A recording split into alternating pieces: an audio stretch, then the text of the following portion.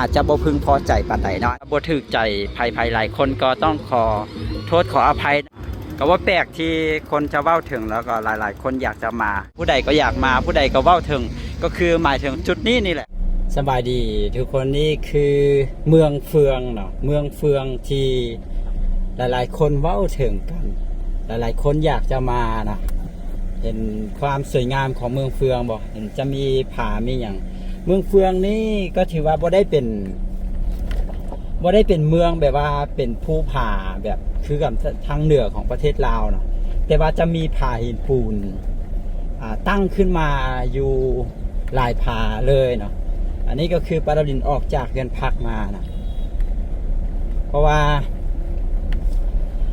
คนเวลาเขาเจ้ามากันทีเมืองเฟืองนะเขาเจ้าก็จะไปพักไปเที่ยวกันอยู่จุดใดนั่นเดี๋ยวปาราดินจะลองพาไปเลาะเบิงเด้อนะนี่เขาก็จะเห็นมีผาตั้งอยู่นี่เห็นปะอันนี้คือแถวตัวเมืองเฟืองไหนแถวนี้นะแถวตัวเมืองเฟืองหลังจากเขามาจากหินเฮิบเนาะเข้ามาจากทางด่วนมาจากเลขที่3เหนือนะครับก็จะมานี่พอมานี่อยู่แถวทางหน้านี่จะมี3แยกนะนี่เมืองเฟืองก็จะเป็นประมาณนี้สวยงามเป็นบ่ยามเขาเจ้าดำนายามเข้านาเขียวก็จะสวยงามอีกแบบหนึ่งเนาะช่วงนี้ก็ยังอันนั้นอยู่ตอนนี้แรงๆแล้วเนาะ5:30 น.ในช่วงแรงๆเดี๋ยวจะพาไปเลาะเบิงจุดที่นักท่องเที่ยวนิยมมากันที่สุดในเมืองเฟืองเนาะเวลาเว้าถึงว่ามาเมืองเฟืองสินะก็บ่ได้มาตัวเมืองเฟืองได้แบบว่าบ่ได้ไปเลาะแถวตัวเมืองบ่ได้ไปนอนแถวตัวเมืองสินะทุกคนเวลามาเมืองเฟืองก็คือจะไปสถานที่นี่แหละที่ประเด็นกำลังจะพาไปเนี่ยเดี๋ยวลองไปเบิ่งน้ำกันนะว่าจะงามขนาดใดแล้วเป็นอย่างคนจึงเว้าถึงหลายแล้วก็คนก็มักมากันหลายเนาะ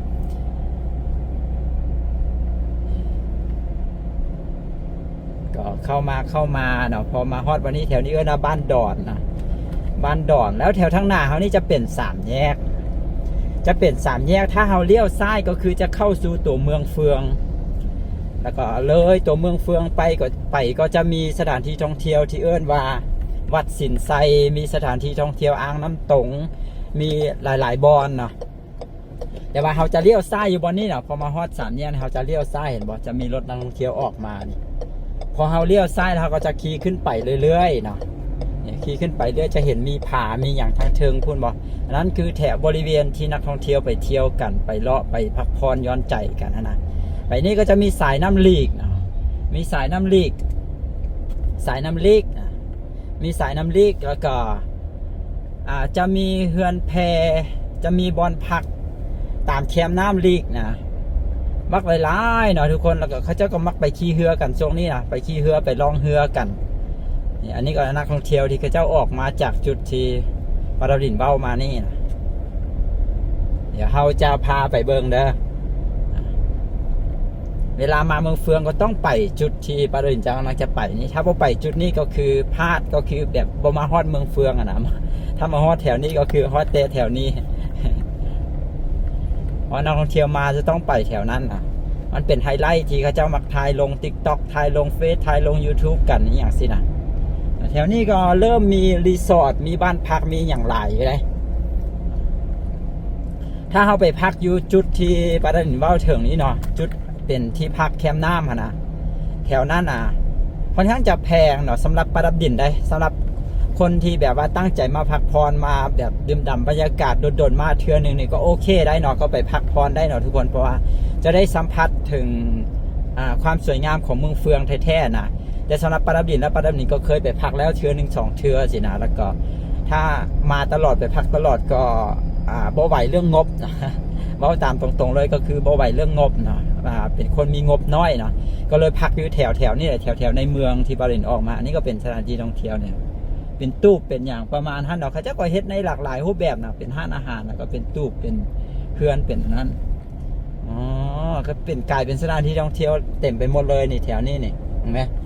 ก็จะมีบอนพักบอนอันนั้นนี่รีสอร์ทมีรีสอร์ทที่เป็นหลัง มุงหญ้าคาอย่างก็เห็นมีได้มีห้านอาหารห้านกินดื่มก็มีนักท่องเที่ยวมาหลายก็เฮ็ดให้การท่องเที่ยวเฮ็ดให้ธุรกิจเกี่ยวกับการท่องเที่ยวก็เติบโตพอถึงบ่อนพักเนาะประดับดินก็เลยว่าบ่ได้ไปพักอยู่พุ่นเนาะก็พักอยู่แถวในเมืองนี่แหละก็คืนละ 200,000 กีบคืนละ 200,000 กีบห้องก็ถือว่าโอเคเลยเนาะก็เป็นห้องแอร์ห้องอย่างก็ห้องก็สะอาดใหญ่ดีก็เป็นแบบว่ามันบ่ได้เป็น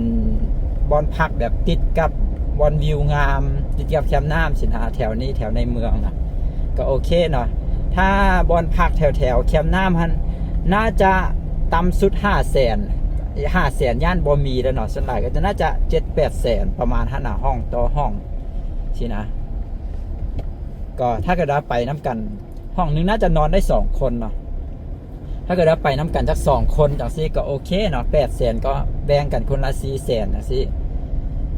ก็ได้อยู่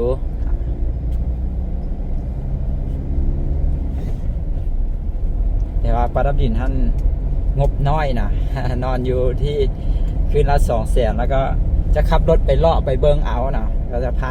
คนไปแบบนี้นะแถวนี้ก็มีเงินพักไม่อย่างแต่บูว่าคืนเท่าไหร่แถวนี้อันนี้ก็น่าจะแพงอยู่เพราะว่าเขาจะก็เฮ็ดเป็นหลังแบบสไตล์รีสอร์ทนะน่าจะโอเคอยู่ก็อาจจะไม่ได้แพงเท่ากับจุดที่อยู่แคมป์น้ำพุ่นเนาะเสาร์อาทิตย์อาจจะต้องได้จองบอกเพราะเดี๋ยวเคยไปถามมักเต็มได้เสาร์อาทิตย์นะ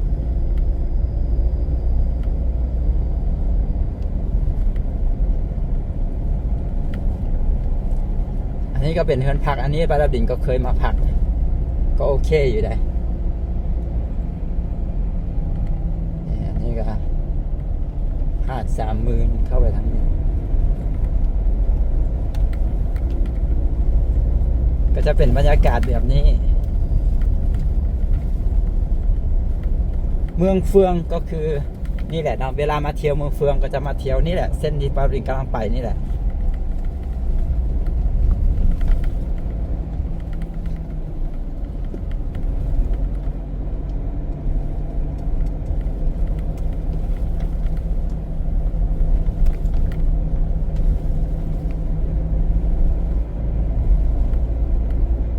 อันนี้เป็นสายน้ำเป็นอย่างเนาะอันนี้นะผู้ใดฮู้ช่วยคอมเมนต์บอกหน่อยนะ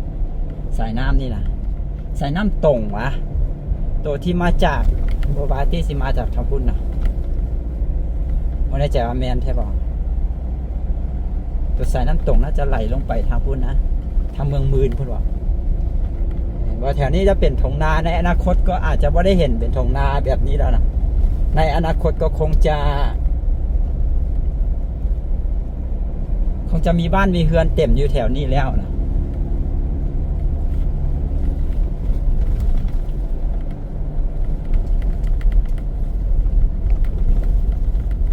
เห็นเป็นตูบๆนี้เขาจะเอาไว้ขายหั่นขายนี่ได้เนาะอันนี้ก็ขายสาลี1ขายหั่นขายนี่สินะ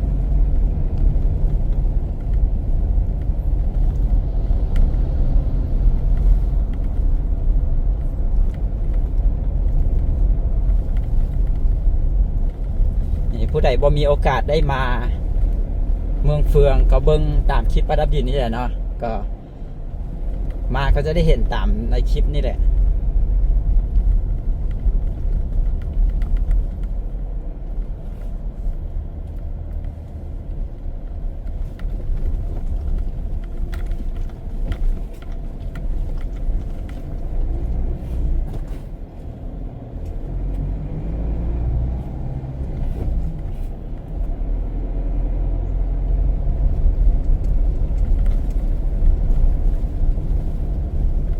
พาเที่ยวเห็น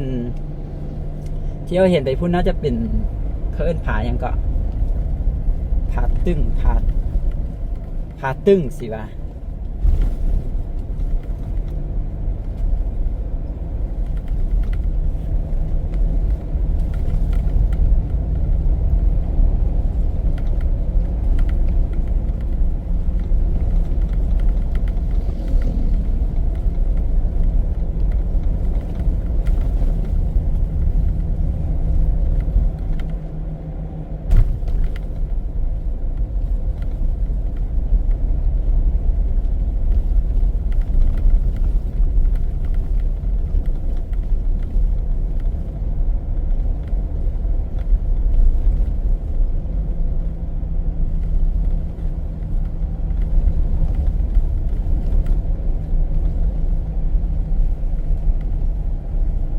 นี่ก็เฮือนพักก็มีเฮือนพักหลายอันนี้ก็โอเคอยู่นะ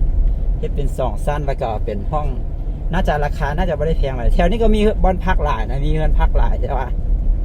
ป้าดาวดินเคยมาพักตอนนั้นเพราะมันหาบอนกินข้าวมันยากแต่ว่าตอนนี้ห้านอาหารน่าจะหลายแล้วเนาะห้านอาหารน่าจะหลายแล้วแถวนี้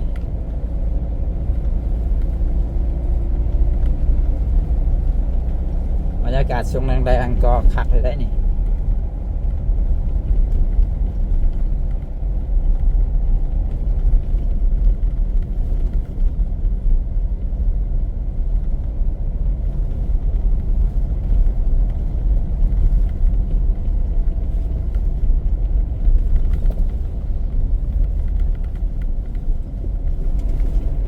นี่มีเฮือนพักมากหลายเนี่ยอันนี้ก็เป็นเฮือนพักทางซ้ายทางขวานี่ก็เป็นเฮือนพักหมดเลยร้านอาหารก็มีหลาย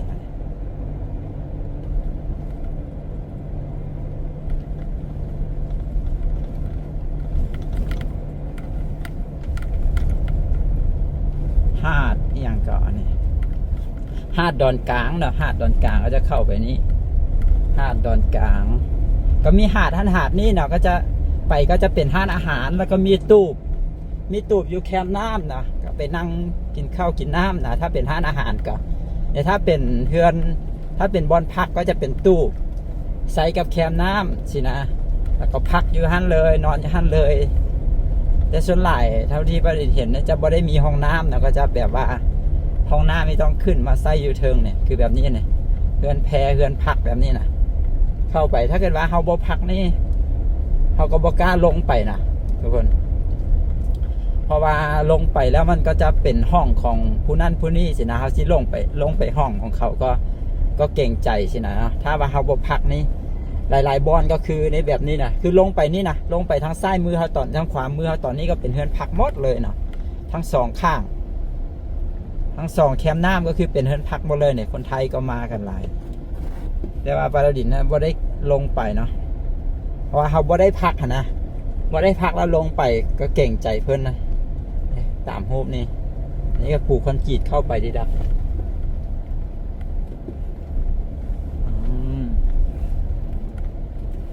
เดี๋ยวจะเลาะขึ้นไปอีกก้อนนอนแล้วเดี๋ยวค่อยจะลงกลับมาแล้วเดี๋ยวถ้าบนใดเป็นตาแบบเป็นตาพาเข้าไปเลาะเบิ้งนะก็จะพาเข้าไปเลาะเบิ้งนะเพราะว่าเขาบ่ได้พักนะบางบอนอาจจะบ่สามารถเข้าไปได้คือว่าวนะแถวนี้ก็มีบอนพักมีอย่างให้เที่ยวให้อย่างหลายเลยนะแถวนี้นะคือบริเวณแถวนี้ที่ทุกคนเห็นกันแถวนี้นะบริเวณแถวนี้ก็คือเป็นจุดท่องเที่ยวหมดเลยเห็นปะนี่เป็นจุดท่องเที่ยวหมดเลยนะมีบ้านพักมีโรงแรมมีรีสอร์ทมีคาเฟ่มีอย่างก็คือเต็มอยู่แถวนี้หมดเลยนะก็มาเที่ยวกันได้มาเที่ยวก็คือมาแถวนี้แหละมาแถวนี้แล้วก็แล้วแต่ผู้ใดสิเลือกเที่ยวแบบใดก็มีไปล่องเรือนำนะตอนนี้เห็นบอกมีคาเฟ่มีอย่างแบบนี้มานี่มีคาเฟ่มีอย่างแบบนี้คาเฟ่ห้านอาหารนี่อย่างต่างๆนานาเนาะนี่รถเต็มหมดเลยรถเต็มหมดเลยเดี๋ยวเลาะขึ้นไปก่อนนะเดี๋ยวค่อยกลับมานี่เทิงนี้ก็เป็นบอนพักเห็นไหมแต่ว่านี่เคยขึ้นไปถามเทือนหนึ่งหั่นคือว่าคืนนั้นเริ่มต้นนะ800,000บ่หรือจังใดนี่แหละอ๋อจุดนี้เขาจะมาเบิ่งแบบนี้มาเดี๋ยวมันจะค่ำแล้วเดี๋ยวเขาขับรถล้อขึ้นไปตื้มนั่นนึงก่อนนะแล้วเดี๋ยวจะกลับมาแล้วเดี๋ยวจะถ่ายให้เบิ่งเด้อโอ้เขาจะมาลองเรือปลาไหลหลายเลยเพราะมันคือขึ้นเนี่ยรถคนไทยก็มาปลาไหลหลาย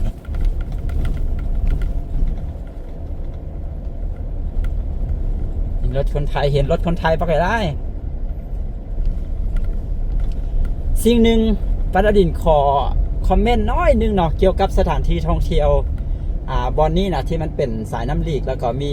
บอนพักเลียนกันทั้งสองแคมป์หน้าเนี่ยปาราดินมีคอมเมนต์อย่างหนึ่งก็คือว่าแบบจะว่าจังใดก็คือสำหรับปาราดินได้ปาราดินมักในการมักธรรมชาติเนาะ อันนี้ต้องขอบอกไว้เลยว่าปดับดินบ่คอยกินดื่มเนาะบ่คอยกินดื่มหั่นนะฉะนั้นเวลามาพักนี้มันก็เลยว่าบ่ถูกใจปดับดินแต่ว่าอาจจะถูกใจคนอื่นๆก็ได้เนาะทุกคนอันนี้ปดับดินเว้าสำหรับปดับดินเนาะก็คือส่วนใหญ่ตอนที่ปดับดินมาพักแล้วปดับดินเห็นตัวจริงว่าชัดๆแต่ว่าตอนนี้บ่ฮู้ว่าเป็นอะไรอันนี้ก็ปดับดินเว้าประสบการณ์ที่เคยมาพักเนาะก็คือเขาจะเปิดเพลงเนาะมีทุกตูบเลยทุกตูบทุกห้องเลยเขาเจ้าอาจจะเอาลำโพงมาเองบออย่างอันนี้ปดับดินก็บอแน่ใจเนาะแล้วเขาเจ้าก็เปิดเพลงใส่สองข้างเนาะสายน้ำมันก็ไม่ได้เปลี่ยนสายน้ำใหญ่ปานใดตูบมันก็จะเอื้อนใส่กันลมกันมันก็ได้ยินนะแล้ววันนี้สองข้างสองแคมน้ำก็คือเปิดเพลงใส่กัน เปิดเพลงใส่กันทั้งนี้ก็เปิดทั้งนั้นก็เปิดมาบางที2-3 โมงบางห้องก็คือบนอนเลยเนาะแบบคือเฮาอยากมานั่งชิวๆตอนแรงแล้วก็พอเวลานอนก็นอนแล้วตื่นเช้ามาเฮาก็อยากแบบชิวๆสัมผัสกับบรรยากาศธรรมชาติแล้วจะมีครูบามาบิณฑบาตด้วยการขับเรือมาบิณฑบาตเนาะเฮาก็อยากแบบใส่บาตรได้บรรยากาศแบบโรแมนติกเคยว่าโรแมนติกกว่านั่นแหละแบบธรรมชาตินะแต่ว่ามันบ่เป็นนั่นนะสำหรับปดับดินว่าซั่นซะแต่ว่าหลายๆคนก็อาจจะมักเนาะแต่ก็บ่ฮู้ว่าตอนนี้มันเป็นอะไรเนาะก็ตอนกลางคืนก็เลยไม่ได้นอนนะเพราะว่าทางข้างๆเขาเจ้าก็บ่นอนนะห้องข้างๆเขาเจ้าบ่นอนเขาเจ้าก็สิเปิดเพลงก็ดื่มแล้วก็ลมกันได้ห้องเพลงได้อย่างก็ว่ากันไปเนาะสินะแล้วตื่นเช้ามาตอนที่เฮาใส่บาตรบางห้องก็ยังยกจอกอยู่สินะบางคนก็แบบยกจอกแดใส่บาตรแดก็มีอันนี้ปดับดินเว้าถึงความเป็นจริงที่เห็นมาเนาะแต่ว่าตอนนี้บ่ฮู้ว่าเป็นอะไรแล้วเนาะทุกคนถ้าผู้ใดมักบรรยากาศแบบนั้นก็มาพักได้เนาะทุกคนแต่ว่าแนะนำว่างามอีหลีบรรยากาศคักอีหลีเนาะแล้วก็บอนพักบางบอนเพิ่นก็อาจจะห้ามใส่เสียงแล้วก็อาจจะมีกำหนดว่าเท่านั้นเท่านี้โมงอาจต้องให้นอนอันนี้ก็อาจจะมีเนาะต้องมาหาเบิงเด้อเนาะทุกคนเพราะว่ามีหลายอีหลีอยู่ในนี่นะมีหลายอีหลีตอนนี้เราขับรถมาจนจะมาฮอดผาอย่างก็ผาตึ้งว่าผาอย่างเดี๋ยวเราน่าจะวนกลับไปแล้วเนาะก็เว้ามาเรื่อยๆน่าจะวนกลับไปเพราะว่าแถวทั้งหน้านี้ก็มีบอลท่องเที่ยวหน่อยนี่มีบอลเต้นตัวผานี่แหละเนาะแถวตีนผานี่ก็จะมีบอลพักบอลอย่างเส้นเดียวกันเนาะแต่ว่าเดี๋ยวมันจะคำก่อนเดี๋ยวประเด็นจะกลับไปเบิ่งบอลจุดที่คือขึ้นที่สุดนะนี่คือจุดที่เป็นไฮไลท์ที่คนเบ้าถึงหลายที่สุดในเมืองเฟืองว่าเมืองเฟืองสวยงามผู้ใดก็อยากมาผู้ใดก็เบ้าถึงก็คือหมายถึงจุดนี้นี่แหละเนาะเพิ่นกำลังจะมีการสร้างขัวอยู่หั่นน่ะแม่นบ่เห็นกำลังจะมีการสร้างขัวอยู่หั่นมีเสาต่อหม้อขึ้นมาแล้วโอ้บังวิวอยู่วันหั่นเลยได้นี่เห็นสร้างขัวอยู่วันหั่นนี่กำลังจะสร้างขัวอยู่หั่นเนาะคันสร้างขัวอยู่หั่นเบื้องฟ้าพุ่นก็การท่องเที่ยวอย่างก็จะคึกคืนแล้วเนาะเพราะมันจะไปมางานเนาะตอนนี้อาจจะใส่เรือบักบ่ตอนนั้นมีเรือบักอยู่หั่นเนาะเขาก็จะนี่อันนี้ก็คือเป็นบอนพักทั้งหมดเลยนี่บอนพักทั้งหมดเลยอันเล่าถึงความคึกคืนนี่ก็คือโคตรคึกคืนเลยนะนี่เป็นบอนพักทั้งหมดเลย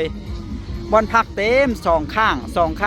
แคมน้ำนี่ก็จะเป็นบอนพักเต็มหมดเลยนะทุกคนเต็มหมดเลยแบบนี้นะ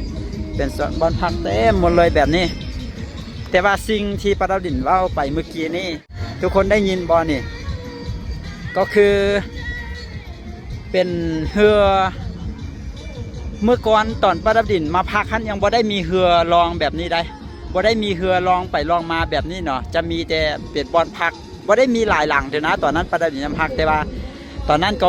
มีเพลงมีอย่างแล้วเนาะแต่ว่าตอนนี้แหงให้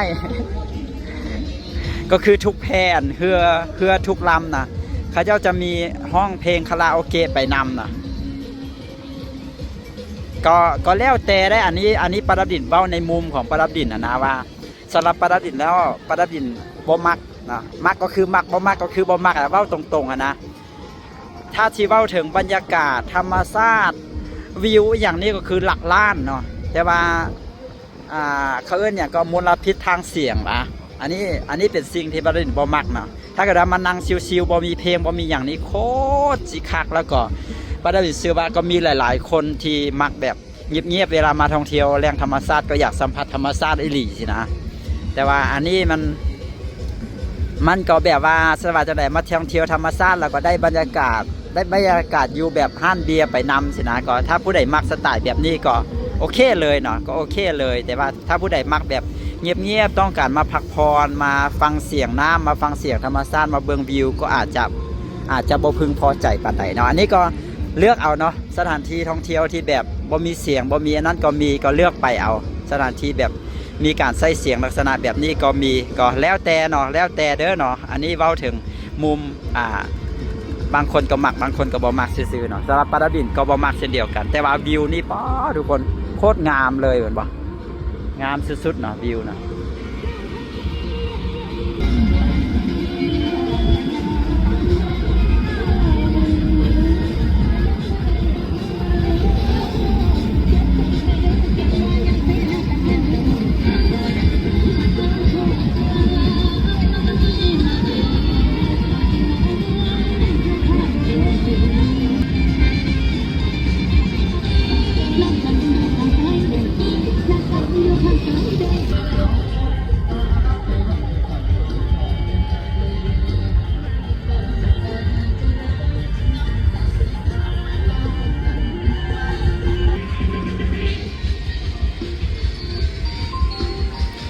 สถานที่ท่องเที่ยวลักษณะแบบนี้ฝรั่งบ่ค่อยมาดอก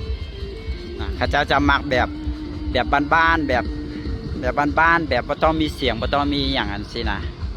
แต่แบบนี้สไตล์แบบนี้คนลาวเขาจะมักนะคนลาวเขาจะมักคนไทยก็อาจจะมีบางส่วนเนาะที่มักบางส่วนก็บ่มักเพราะได้เห็นรีวิวก็มีหลายๆคนก็คอมเมนต์เรื่องแบบนี้เนาะเรื่องการใส่เสียงสินะ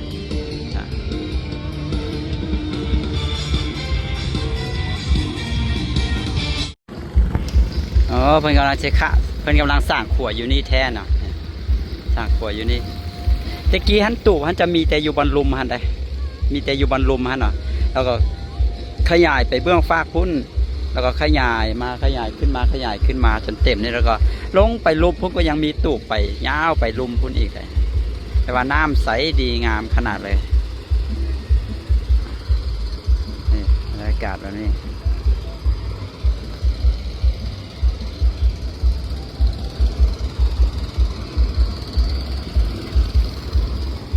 จะประมาณนี้เนาะทุกคนถ้าเราอยู่บนจุดหันนะเราก็จะได้เห็นวิวไปแล้วก็เห็นมีผาตัวนี้แดดแล้วก็เห็นผาตัวนี้นำได้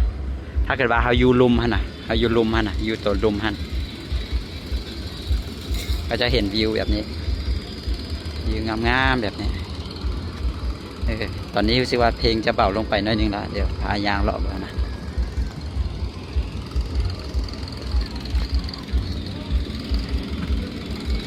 จอดไป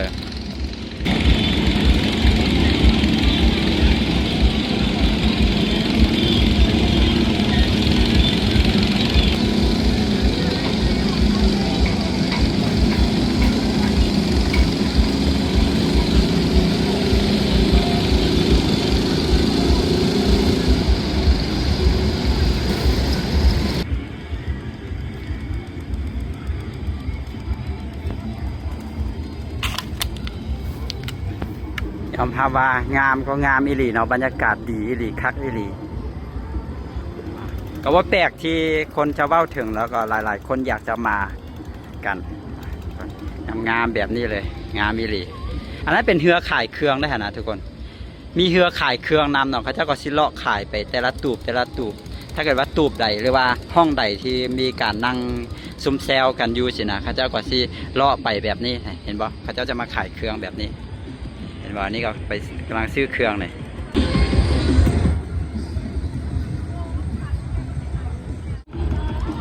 งามสุดๆเลย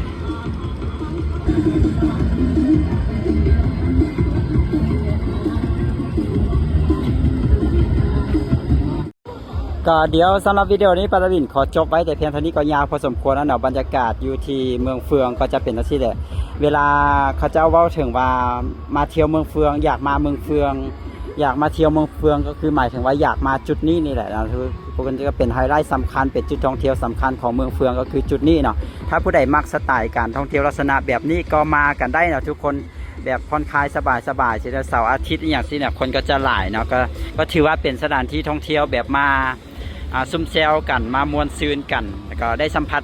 ธรรมชาติไปนำนะทุกคนก็แบบนี้เลยเนาะทุกคนวิวหลักล้านอิลีสวยงามอิลีเนาะเดี๋ยวเขาขอจบวิดีโอนี้ไว้แต่เพียงเท่านี้ถ้าพระดินเบ้าไป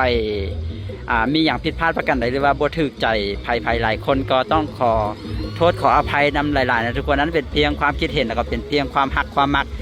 ส่วนตัวเด้อเนาะพระดินก็ท้ายให้เห็นบรรยากาศตัวจริงให้เบิ่งแล้วเนาะก็มาเที่ยวกันได้เนาะมาเที่ยวกันหลายๆรถเนาะทุกคนแต่ว่าอาจจะต้องได้จองไว้บ่ถ้าเป็นเสาร์อาทิตย์นี้วันนี้ประดับดินบนในใจแต่ว่าห้องพักหลายอีหลีได้ตอนนี้ก็ซื้อ2แคมป์น้ำก็คือหลายอีหลีเนาะแต่ว่าบางเจ้าบางบอลก็อาจจะบ่ได้เต็มบางบอลก็อาจจะเต็มบอลสิอาจจะต้องได้จองมาบอกก็ต้องหาข้อมูลลองเบิ่งเนาะทุกคนนี่ก็คือบรรยากาศล่าสุดเมืองเฟืองแขวงเวียงจันทร์ขอจบไว้แต่เพียงเท่านี้เด้อสบายดี